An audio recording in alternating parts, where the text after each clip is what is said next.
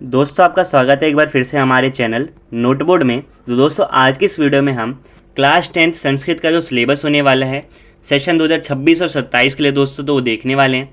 Video में बने रहिएगा, मैं आपको अच्छी तरीके से समझाने वाला हूँ मिड टर्म का क्या सिलेबस होने वाला है और फाइनल एग्जाम का क्या सिलेबस होने वाला है। ठीक है दोस्तों, तो सबसे पहले यहाँ पे 3 आपको टॉपिक्स दिख रहे होंगे 1 2 3। तो ये 3 बुक्स के नाम है जो आपको क्लास 10th में पढ़ना है संस्कृत के लिए। पहली बुक है शेमुशी की जो बुक होती है दोस्तों सेकंड पार्ट वाली, वो आपको पढ़नी है, जो कि थोड़ी संशोधित मतलब होता है उसमें कुछ चेंजेस हुए हैं। तो जो नई बुक है ना, जो अपडेटेड बुक है, वो आपको पढ़ना है। ठीक है। फिर सेकंड बुक है अभ्यासवान भव, इसमें दोस्तों प्रैक्टिस के क्वेश्चन होते हैं, ये आपको पढ़ना है। और थर्ड बुक है व्याकरण विधि, इसमें पूरा ग्रामर के सारे टॉपिक्स होते हैं, तो ये आपको पढ़ना है। तो यानी संस्कृत की आपकी टोटल 3 बुक्स हैं। ठीक है, शेमुशी हो गई, अभ्यासवान भव हो गई और व्याकरण विधि हो गई। ठीक है दोस्तों, अब यहाँ बात करते हैं कि आपके मिड टर्म एग्जाम का सिलेबस क्या होने वाला है। सबसे पहले वो देखते हैं। तो यहाँ पे सबसे पहला आपको टॉपिक लिखा है क खंड। आपको पता है पेपर आपके खंडों में डिवाइडेड होता है। पहला खंड होता है अपठित बोधनम। ठीक है, अपठित अबोधनम। तो इसमें आपको दिख रहा है पहला क्वेश्चन वही आएगा, यानी अनसीन पैसेज का क्वेश्चन आएगा। ठीक है, उसके बाद दोस्तों दूसरा तीसरा चौथा ये जो क्वेश्चन है रचनात्मक कार्य, यानी क्रिएटिव राइटिंग वाला क्वेश्चन होता है। इसमें आपको दोस्तों जैसे चित्रित वर्णन करना आता है। ठीक है, ये सारी चीज़ें आपकी इसमें आती हैं। सेक्शन 3 जो है खंड ग जो है अनुप्रयुक्त व्याकरणम, यानी व्याकरण आती है इसमें। तो इसमें कौन कौन से टॉपिक है व्याकरण में? तो पहला संधि है। संधि में भी दोस्तों 2 हैं, स्वर संधि और व्यंजन संधि, और उसमें भी कौन कौन से यहाँ पे लिखे हुए हैं। फिर समास है दोस्तों, समास में कौन कौन से हैं? 4 समास यहाँ पे लिखे हुए हैं। तत्पुरुष समास है, बहुव्रीहि समास है, अव्ययी भाव समास है और द्वंद्व समास है। ठीक है दोस्तों। फिर 7 टॉपिक है प्रत्यय। प्रत्यय भी 2 हैं, एक है कृत प्रत्यय और एक है स्त्री प्रत्यय, ये दोनों आपको करना है। फिर 8वां है वाच्य परिवर्तन, वाच्य आपको परिवर्तन करना है। अब कौन सा करना है? केवल लट लकार का ही करना है, ये भी यहाँ पे लिखा है। फिर समय है दोस्तों, आपको पता है समय होता है, समय लिखने का आता है। 4 ही टाइम आते हैं, एक तो जैसे 7 बजने का आ गया संस्कृत में लिखिए, 7:15 आ सकता है, 7:30 आ सकता है और 8 बजे का आ सकता है, ऐसे आता है। ठीक है, मतलब 7, 7:15, 7:30 और 7:45, ये 4 टाइम्स आपके आते हैं। ठीक है, तो ये समय वाला हो गया। अव्यय, ये सारे अव्यय यहाँ पे लिखे हैं, इनका यूज़ ठीक है फिल इन द ब्लैंक्स करके आता है, तो ये आपको पता होना चाहिए। और 11वां है अशुद्धि संशोधनम। ठीक है, आपको सेंटेंस दिया है, उसमें कुछ गलती होगी, उसको आपको ठीक करके जो है बताना होगा। ठीक है दोस्तों, ये है। फिर यहाँ पे दिख रहा होगा 12 से 18 तक के जो क्वेश्चन है, यहाँ साइड में ऊपर आपको दिख रहा होगा। तो एक खंड घ में आते हैं आपके, और इसमें पठित अवबोधनम होता है। पठित अवबोधनम का मतलब है आपकी बुक से कोई पैसेज लिया जाएगा, मान लो कोई चैप्टर है आपका छोटा सा, उसका एक छोटा सा पार्ट ले लिया, फिर उससे क्वेश्चन पूछे जाएंगे कि एक पद में उत्तर दीजिए, पूरे वाक्य में उत्तर दीजिए। ठीक है, इसमें विभक्ति बताइए, ये सारे क्वेश्चन आपसे पूछे जाएंगे। तो एक क्वेश्चन नंबर 12 से लेकर 18 तक सारी बुक पे बेस्ड क्वेश्चन होने वाले हैं। तो आपकी जो शेमुशी की बुक है उसमें से क्वेश्चन आएंगे 12 से लेकर 18 तक। ठीक है दोस्तों, अब चैप्टर कौन कौन से पढ़ने उस पर ध्यान देते हैं कि मिड टर्म में चैप्टर कौन कौन से आपको पढ़ने हैं, जिसमें ये 12 से 18 के क्वेश्चन आएंगे। तो द्वितीय चैप्टर यानी सेकंड चैप्टर आपको पढ़ना है बुद्धिर बलवती सदा। फिर चौथा चैप्टर है दोस्तों जननी तुल्य वत्सला, ये आपको पढ़ना है। फिर पहला चैप्टर है सूचि पर्यावरणम, 5वां चैप्टर है सुभाषितानी और तीसरा चैप्टर है शिशुलान्नम। यानी अगर टोटल हम बात करें तो 1 से लेकर 5 तक आपका दोस्तों मिड टर्म एग्जाम का सिलेबस होने वाला है शेमुशी बुक से। ठीक है दोस्तों, तो ये जो सिलेबस मैंने आपको समझाया ये 5 सितंबर तक आपको कंप्लीट करना है। ठीक है, उसके बाद आपका दोस्तों मिड टर्म एग्जाम होगा, उसमें ये पूरा सिलेबस आने वाला है। अब दोस्तों मिड टर्म एग्जाम के बाद आपको क्या क्या पढ़ना है, तो सारी चीज़ें यहाँ पे देखो थोड़ी थोड़ी चेंजेस हैं, वो आप देख लीजिए। सबसे पहले खंड का वो तो सेम रहेगा, पैसेज आपका आएगा ही आएगा, पैसेज आपको प्रैक्टिस करनी है। फिर सेकंड, थर्ड और फोर्थ क्वेश्चन जो है ये भी दोस्तों रचनात्मक कार्य में आएगा, इसमें वही चित्र वर्णन ये सारी चीज़ें आएंगी। फिर जो खंड ग है व्याकरण, व्याकरण में क्या है संधि में देखो दोस्तों विसर्ग संधि आपको पढ़नी है मिड टर्म के बाद। ठीक है, फिर छठा यहाँ पे समास, समास में आपको अव्ययी भाव समास और द्वंद्व समास, ये आपको पढ़ना है मिड टर्म के बाद। प्रत्यय में दोस्तों आपको ये सारे प्रत्यय लिखने हैं। तद्धित प्रत्यय आपको पढ़ना है, इसके जो टाइप्स हैं यहाँ पे आप देख सकते हैं।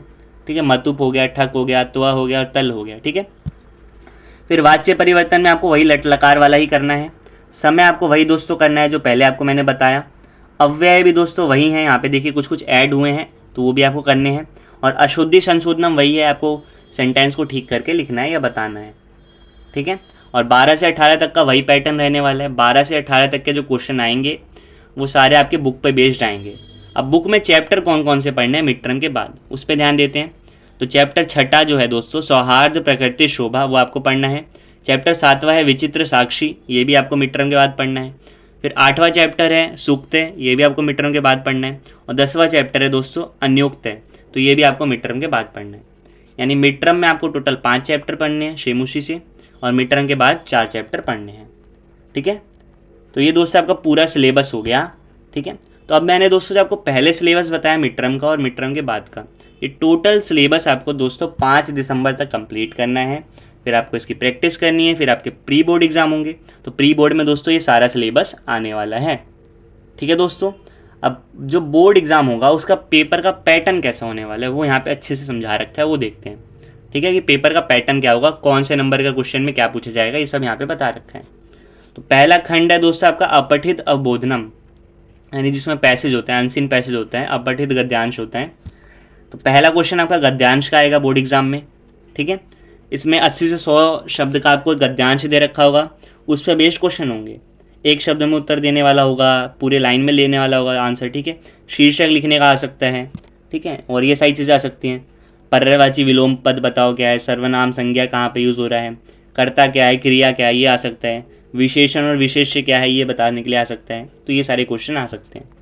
ठीक है, तो पहला क्वेश्चन आपका हो गया पैसेज। फिर आता है आपका खंड ख रचनात्मक कार्य का। इसमें सेकंड क्वेश्चन आपका आएगा दोस्तों पत्र लिखना।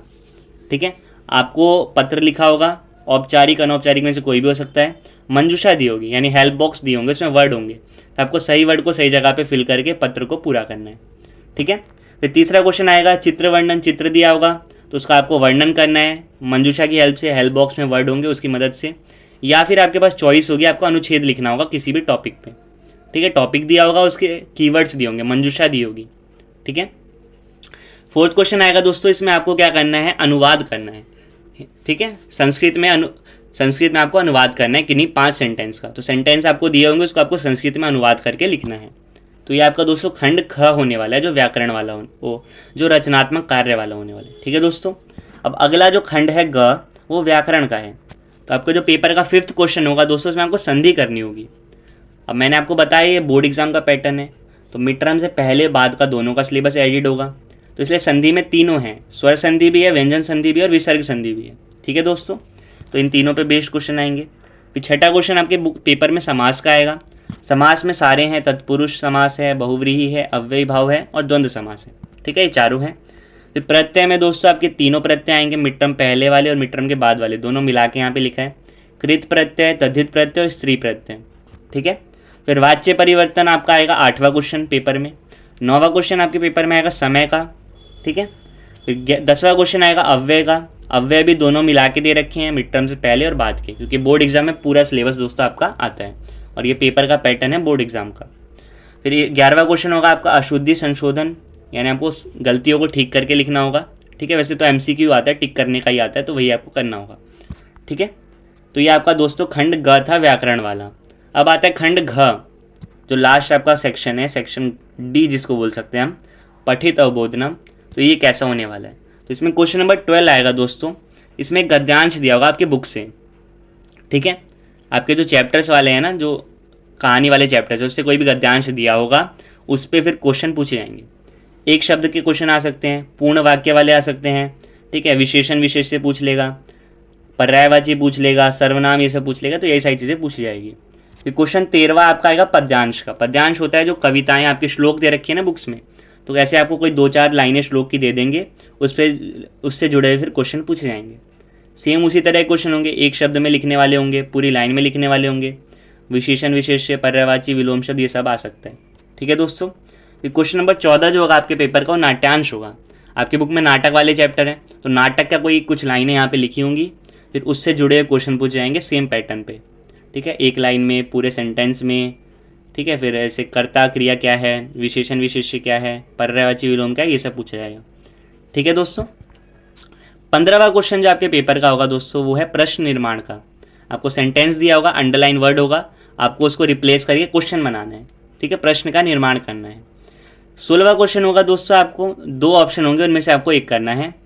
या तो आपको श्लोक का अन्वय करना है, या तो श्लोक का भावार्थ लिखना है। आपके पास चॉइस होगी। मंजूषा भी आपको दी जाती है, हेल्प बॉक्स दिया जाता है, तो आपको सही वर्ड को सही जगह पे भरना है। तो आपको या तो श्लोक का अन्वय करना है या अनुवाद करना है, भावार्थ लिखना है। तो इन दोनों में से एक आपको करना है, अन्वय और भावार्थ में से एक करना है। ठीक है दोस्तों। 17वां क्वेश्चन आपका आएगा घटनाक्रम अनुसार कथा लेखनम। अब आपके जो बुक जितना भी आपका सिलेबस था ना, जितने भी चैप्टर मैंने आपको बताए, टोटल जो 9 चैप्टर बताएं, उन सब की आपको दोस्तों कहानी पता होनी चाहिए। क्योंकि 17वें क्वेश्चन में क्या होगा, कुछ लाइनें लिखी होंगी, मान लो 7-8 लाइनें लिखी हैं, तो आपको उनको ऑर्डर में लगाना होगा कि चैप्टर में पहले क्या हुआ तो उसको फर्स्ट नंबर पे लिखना है। ऐसे आपको ऑर्डर में लिखना होगा, पहले क्या हुआ उसके बाद क्या हुआ। तो इसके लिए आपको चैप्टर का पता होना ज़रूरी है। ठीक है दोस्तों। फिर 18वां जो लास्ट क्वेश्चन है, इसमें आप देख सकते हैं कि प्रसंगानुसारम अर्थ लेखनम। कोई भी चीज़ आपको दी जा सकती है, उसमें आपको अर्थ लिखना होगा। ठीक है। तो बुक के हिसाब से, चैप्टर के हिसाब से छोटे छोटे क्वेश्चन इसमें आ सकते हैं, क्वेश्चन नंबर 18 में। ठीक है दोस्तों। तो ये आपको उम्मीद करता हूँ अच्छे से समझ में आ गया होगा। ठीक है दोस्तों। तो ये जो मैंने आपको बताया, ये पूरा सिलेबस था संस्कृत क्लास 10th का सेशन 2026 और 27 के लिए। तो दोस्तों उम्मीद करता हूँ आपको समझ आ गया होगा।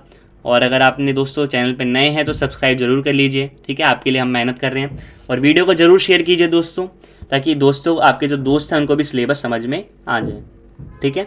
तो ये पेपर का पैटर्न मैंने आपको बता दिया, मिड टर्म और मिड टर्म के बाद का सिलेबस मैंने आपको बता दिया। ठीक है दोस्तों। जो आपके प्री बोर्ड एग्ज़ाम होंगे दोस्तों, आपको पूरा सिलेबस 5 दिसंबर तक करना है। प्री बोर्ड जो एग्ज़ाम होंगे उसमें पूरा सिलेबस आता है सेम बोर्ड एग्ज़ाम की तरह। ठीक है दोस्तों। तो आपको ये इन सब की प्रैक्टिस करनी है। उम्मीद करता हूँ आपको अच्छी समझ में आ गया होगी चीज़ें। ठीक है। ठीक है दोस्तों। इसके अलावा अगर आप बाकी सब्जेक्ट का सिलेबस देखना चाहते हैं तो वो भी दोस्तों चैनल पे अपलोड हो चुका है, तो आप उसको भी जाके चेकआउट कर सकते हैं और आप पढ़ना स्टार्ट कर दीजिए। ठीक है दोस्तों। संस्कृत को क्या करते हैं ना बच्चे, आसानी हल्के में लेते हैं। उनको लगता है कि कुछ नहीं, ऐसे ही हो जाएगा, MCQ बेस्ड पेपर आते हैं। लेकिन अगर आपने इसमें अच्छे नंबर स्कोर कर लिए दोस्तों, तो आपकी जो परसेंटेज है वो अच्छी बनती है। ठीक है।